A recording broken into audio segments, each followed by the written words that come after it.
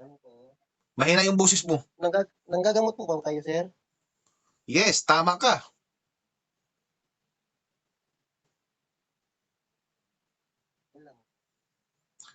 Kung anong kaya ng mga antingero o albularyo, mas marami pang magagawa dito sa Trismundo. At hindi namin kailangan tulad ng mga antingero na ang daming nakakasabit sa liig, ang daming nakakasabit sa baywang para lang magkakaroon ng kapangyarihan. Pero paano kung tanggalin yung mga nakakasabit nila at mismo lang tulad sa amin ng mga tao lang at walang mga medalyon na nakasabit? Baka mag-isip sila na babalik muna ako dahil wala akong gamit. Kasi umaasa lang sila sa mga gamit nila na may kapangyarihan. Ngayon, binibinta pa nila sa social media, ang mga tao naman nga na uto-uto, bumili din. Ang katotohanan, ang kapangyarihan ay hindi binibinta. Binibigay yan sa mga taong karapat-dapat na dapat bigyan ng kapangyarihan at gamitin sa kabutihan, hindi sa kasamahan. Ngayon, nagkalat na ang pagbibinta ng mga gamit sa social media. Yan ay mga piki ng mga kapangyarihan dahil hindi binibinta ang kapangyarihan. Mayroon pang sinasabi na pangpaswerte daw. Abay, kung pangpaswerte pa yung binibinta mo na agimat, hindi sana hindi ka na nagbibinta dyan.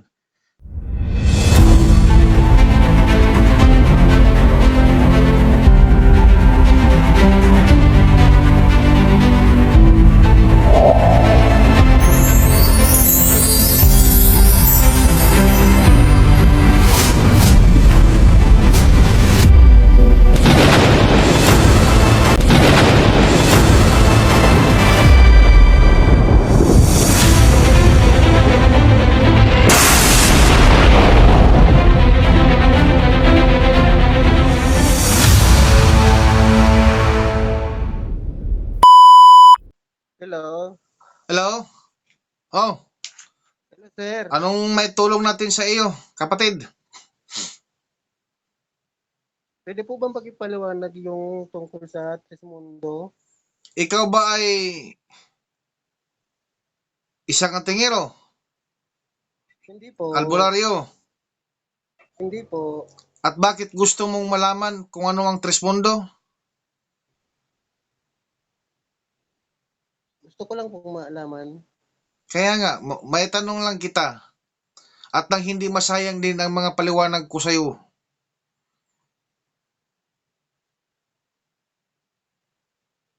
At bakit napili mo ang Trismundo? Dahil kung nakikita mo man sa social media ay kinukutya at sinasabihan ng mga kulto at sinasabihan ng mga masasakit na mga salita. At bakit napaisip ka about sa Trismundo? At bakit naitanong mo kung ano ang Trismundo? Ano ba ang dapat?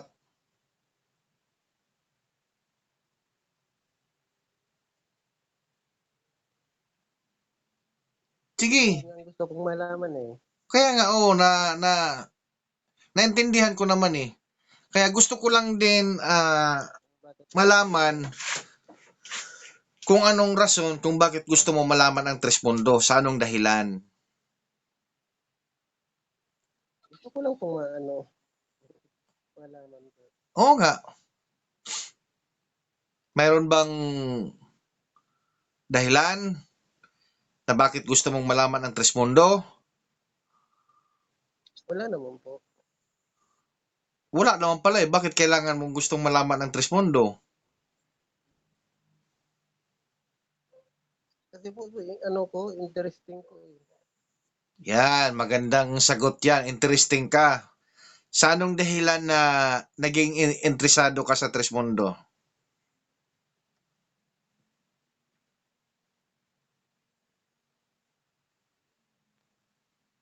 Hindi ko po may paliwanag eh.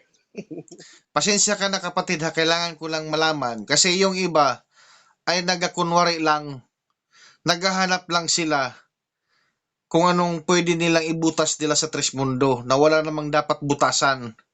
Lahat yan ay naka-expose kung ano ang Trismundo. Nakapaliwanag na yan lahat. Lahat ng tanong mo o kaya yung tanong mo ngayon na ano ba ang Trismundo, napaliwanag ko na yan. Andyan sa social media ko. nasa vlog ko.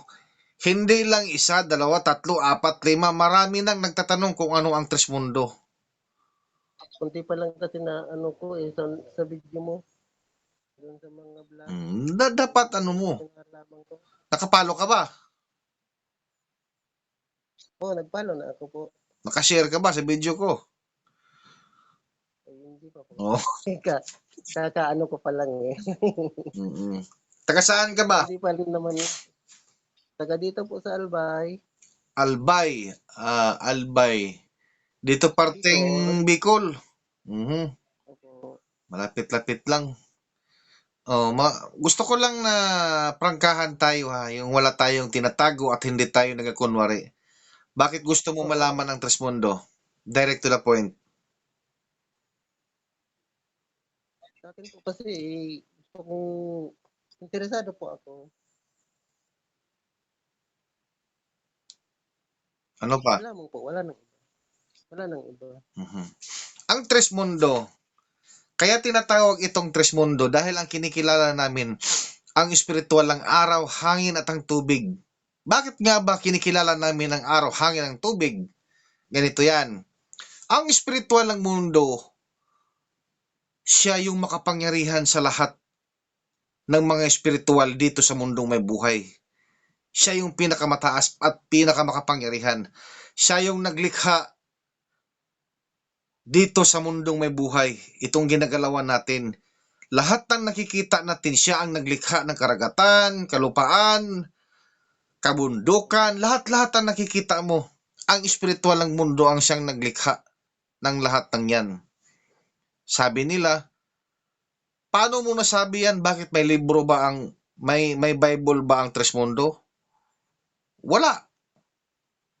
Bakit sa Biblia ay wala yan at hindi nakasulat yan? Yes, tama. Dahil ang nasa likod ng dala ng dayuhan ng yan ay hindi nila alam ay si Infinito di Diyos, ang Diyos sa kadiliman na tinakwil ng espiritual ng mundo. Ngayon, babalik tayo sa tagapangalaga ng mga espiritual dito sa mundong may buhay. May tatlong itim na tagapangalaga, tatlong itim na espiritual tagapangalaga ng kalupaan. Mayroon ding tagapangalaga ng kalikasan, ang Buddhist o tatlong puting espiritual na siyang nagpangalaga sa araw, hangin at ang tubig. At mayroon ding tagapangalaga ng kabundukan, si Maria Makiling. At mayroon ding tagapangalaga ng lagusan o kuweba. Yan si Infinito di Diyos. Ang lahat ng yan ay puro mga espiritual, walang laman at walang buto. Ngayon, sila ay mga espiritual, walang laman at walang buto. Nakita nila ang nakikita mo dito lahat ng mga nilikha ng espiritual ng mundo. Padami ng padami ang mga isda, padami ng padami ang mga hayop, padami ng padami ang mga puno, lahat-lahat, padami ng padami. Ngunit, ang mga espiritual lang yan ay walang kakayanan na humawak o kumain sa lahat ng anong mayroon dito sa mundong may buhay. Anong gagawin? Kaya ang espiritual ng mundo, sinabihan niya ang tagapangalaga ng kalupaan, ikaw tatlong itim na espiritual, maglikha ka ng kawangis natin. At yan ay naganap. Nilikha niya ang tao na may laman at may buto. Paano siya mabubuhay? Binigyan siya ng tagapangalaga ng kalikasan, yung Buddhist o tatlong puting espiritual na siyang tagapangalaga ng espiritual ng araw, hangin at ang tubig na pinag-isa sa isang espiritual at yan ay pinasok sa katauhan. Kaya nabubuhay ang isang katauhan. Kaya dyan kami kumikilala ang mga Trismundo sa espiritual ng araw, hangin at ang tubig dahil siya ang nagbibigay buhay sa ating mga tao. Bakit pilit natin kikilanin ang dala ng dayuhan?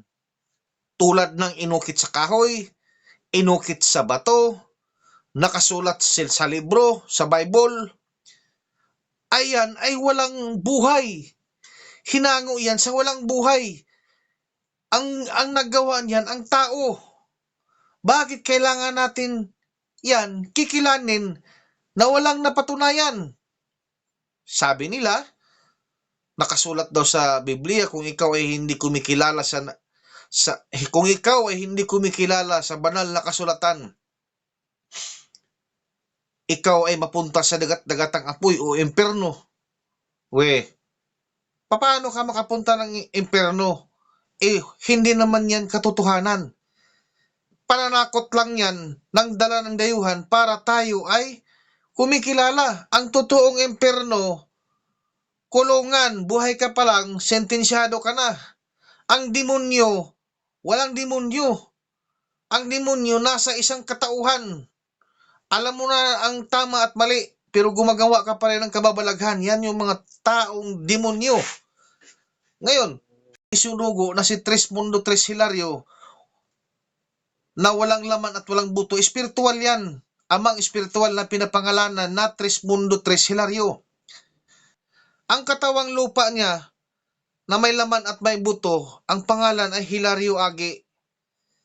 Hinubog siya, sinugo, at dinala sa kalikasan. Buhay na buhay yan ang espiritual niya.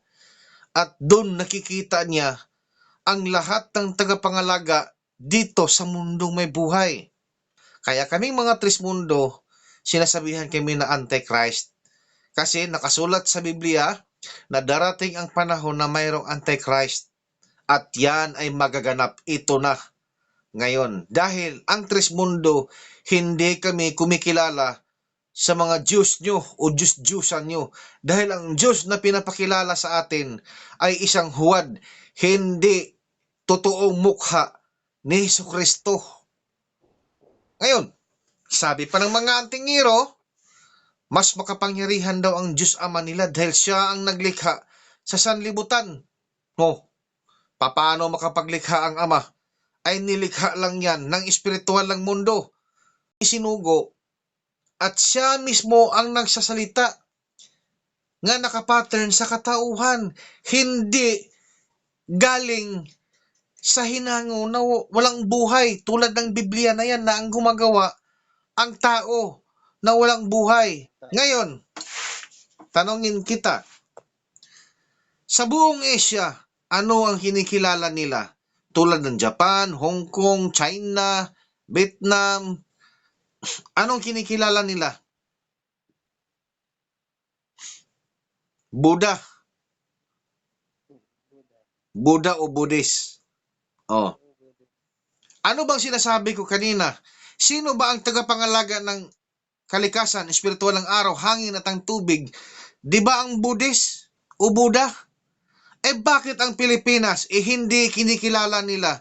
Mas kinikilala pa nila ang dala ng dayuhan na walang napatunayan. Ngayon, sabi pa nila, kapag ikaw ay hindi kumikilala sa banal na kasulatan, ikaw ay mapunta sa dagat-dagatang apoy o impyerno. Kung yan ba ay banal ang Biblia na yan? Bakit pinag-away-awayan yan sa lahat ng mga relihiyon dito sa Pilipinas? Kanya-kanyang sabi na mali sa inyo, tama ang sa amin. Mali ang sa inyo, tama ang sa amin. At yan ang pinagdidibate nila sa Biblia, dyan sa social media. Iisa lang naman din ang kinikilala nila, kundi si Jesucristo. Tama? Mali? At bakit sinasabing banal yan? Kung banal pa yan, hindi nila pinag-aawayan yan. Ngayon, sabi nila, mas makapangyarihan daw si Jesucristo. Paano naging makapangyarihan si Jesucristo? Sino ba ang nagbautismo kay Jesus? Si Juan Bautista. Doon sa Biblia, si Juan Bautista. Nasa Biblia yan ha. Si Juan Bautista ang nagbautismo. O ibig sabihin yan, mahina si Jesucristo. Si Juan Bautista ang makapangyarihan kasi siya ang nagbasbas kay Jesucristo. Diyan pa lang magkakaiba na yung version dyan sa Biblia. Sabi ng mga antingero, albularyo, mangkukulam o sino pa yung nagagamit ng Latin. Ang ang kapangyarihan nila ay nanggagaling sa Diyos Ama o Hesukristo.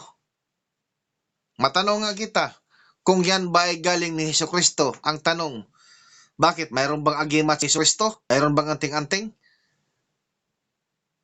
Wala naman yun. O, di ba? Ang liwanag. Bakit tayo nakaluhod sa inukit sa kahoy, inukit sa bato, at nakapikit pa ang mata? Oh, yan ang pinapakilala at pinapamulat sa atin ang dala ng dayuhan na wala pang napatunayan. Yan ang Trismundo.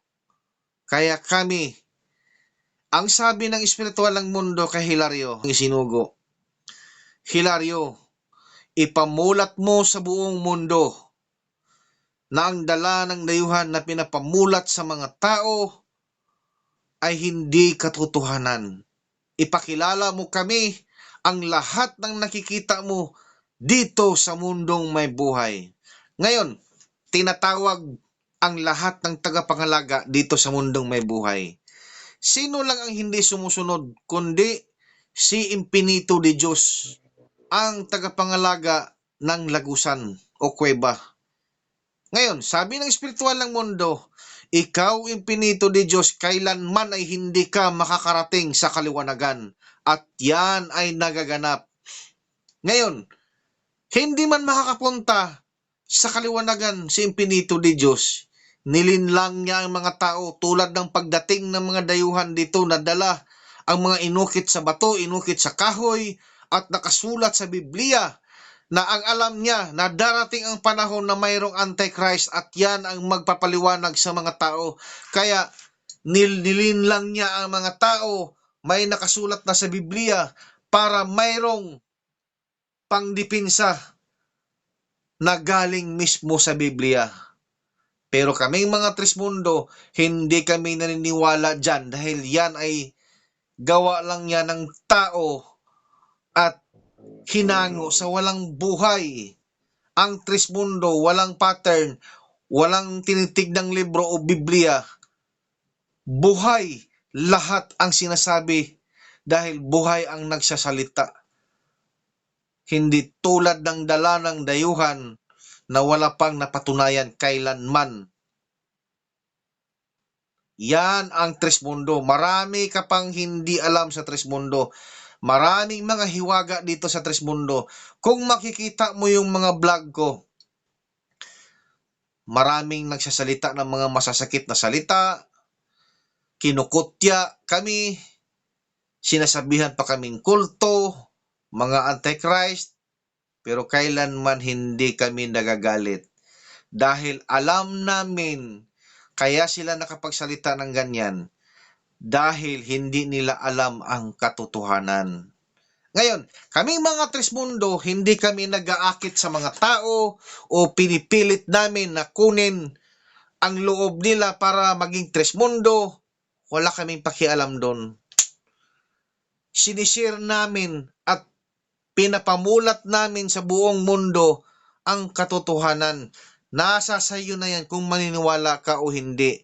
Kung hindi ka maniniwala, opinion mo yan dahil may kanya-kanya tayong paniniwala at igagalang natin ang bawat paniniwala natin. Pero darating ang panahon pag tayo ay mamamatay, doon mo na malalaman na ang Trismundo pala ay siyang katotohanan. So, kakaunti lang yung ibibigay ko sa iyo na paliwanag, pero malaman yan. Marami ka pang hindi alam sa Trismundo. At yan ang mga katanungan mo kung ano ang Trismundo. Tanong. Ano po? Mahina yung boses mo. Nanggagamot po ba kayo, sir? Yes, tama ka.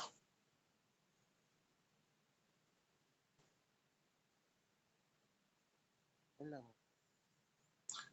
Kung anong kaya ng mga antingero o albularyo, mas marami pang magagawa dito sa Trismundo. At hindi namin kailangan tulad ng mga antingero na ang daming nakakasabit sa liig, ang daming nakakasabit sa baywang para lang magkakaroon ng kapangyarihan. Pero paano kung tanggalin yung mga nakakasabit nila at mismo lang tulad sa amin ng mga tao lang at walang mga medalyon nga nakasabit? Baka mag-isip sila na babalik muna ako dahil wala akong gamit. Kasi umaasa lang sila sa mga gamit nila na may kapangyarihan. Ngayon, binibinta pa nila sa social media. Ang mga tao naman nga na uto-uto, bumili din. Ang katotohanan, ang kapangyarihan ay hindi binibinta. Binibigay yan sa mga taong karapat-dapat na dapat bigyan ng kapangyarihan at gamitin sa kabutihan, hindi sa kasamahan. Ngayon, nagkalat na ang pagbibinta ng mga gamit sa social media. Yan ay mga piki na mga kapangyarihan dahil hindi binibinta ang kapangyarihan. Mayroon pang sinasabi na pangpaswerte daw. Abay, kung pangpaswerte pa yung binibinta mo na agimat, idi sana hindi ka na nagbibinta dyan. Oh, mayroon ding ano daw ng chicks, yung perfume na sinasabi ng mga tingiro, pang i-spray mo lang daw yan, susunod na daw yung babae sa'yo. Putang ina, kalukuhan na yan. Eh bakit yung nagbibinta, kahit jowa, kahit asawa, wala. Wala. Oh, 'di ba? Puro mga kalukuhan, katarantaduhan. Ang mga tao namang nauto, bumibili din ang mamahal ang mga presyo. Ngayon, ang inaakala nila, tignan mo yung mga vlog ko, sa akala nila ay mga katulong, mayroong proteksyon, mayroong pangdepensa na kwan daw na hindi matabla ng mga sakit, hindi mapapasukan. Abay, nung dumating sa kanila yung mga gamit na yan, mas lalong dadagdagan yung karamdaman nila. Yan yung may mga Latin o agimat. Dahil hindi nila alam, pag mayroon kang mga gamit na ganyan, kinakain ang iyong katauhan na hindi mo nalalaman. Kaya nararamdaman mo na parang bumibigat na yung katawan mo. Hindi na makatulog sa gabi, masakit palagi ang ulo, hindi ang bibigat yung katawan, at hindi pa nila alam na ang kaluluwa mo ay sinasangla mo na kay Impinito di Diyos, ang Diyos ng kadiliman na sinasabi nila na mas makapangyarihan ang Diyos nila kaysa Diyos namin. Oh. Di ba? Ang liwanag yan. Naintindihan mo na? Opo, ang linaw po. Hmm. Nasagot ko ba lahat ang mga katanungan mo? Opo, wala naman pong sagot po. Malinaw po. Matanong kita. Ako naman ang magtatanong sa'yo. Bakit naisipan mo ang Trismundo na tanungin mo? Kung ano ang Trismundo? Ano ba ang totoong dahilan mo talaga? Walang problema kung ikaw ay antingero, ikaw ay albularyo. Walang problema yan sa akin. Naintindihan namin yan. Hindi naman po ako ang tingero. Ano bang purpose mo? Bakit tinatanong mo ang Trismundo? Yung totoo lang, yung totoo.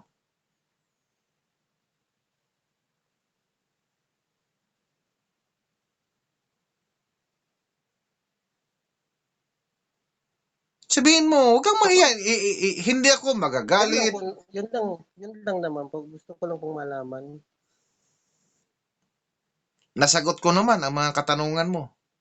Opo naman. Malinaw naman. So anong magandang marinig ko sa'yo? Nga nasagot ko na ang lahat ng mga katanungan mo.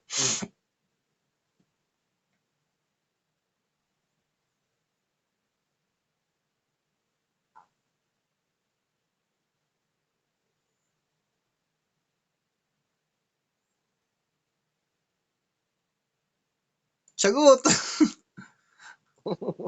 Wala akong Wala akong masabi. Ha? Hindi. Dapat meron kang masabi.